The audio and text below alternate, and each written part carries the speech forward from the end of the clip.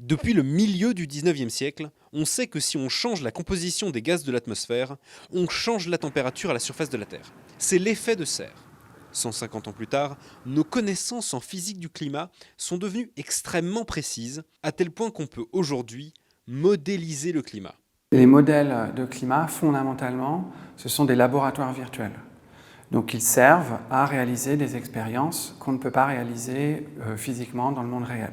Il s'agit de comprendre le climat tel qu'il est, mais aussi de se projeter. Que se passe-t-il si une forêt brûle, si un lac disparaît, ou si on continue à rejeter du CO2 dans l'atmosphère comme si de rien n'était?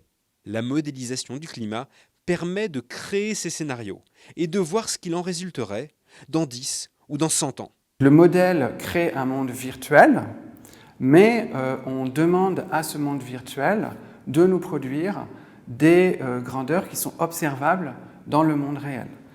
En particulier, les modèles de climat modernes, ils incluent dans le modèle des parties qui calculent ce que verraient des satellites si le monde était tel que prédit par le modèle climatique. Les scientifiques font donc des prévisions, mais des prévisions vérifiables. Et comme la discipline existe depuis plusieurs décennies, beaucoup des prévisions passées ont déjà été vérifiées. Le LMD là-dedans, c'est le laboratoire qui porte entièrement le modèle, ou presque entièrement le modèle atmosphérique, et c'est un des laboratoires qui investit le plus sur la représentation en fait, des processus physiques, sur les nouvelles idées de schémas numériques, etc. Donc un laboratoire qui mène un travail de fond en fait, sur le développement de ces modèles de climat. Mais tout ça pourquoi, après tout?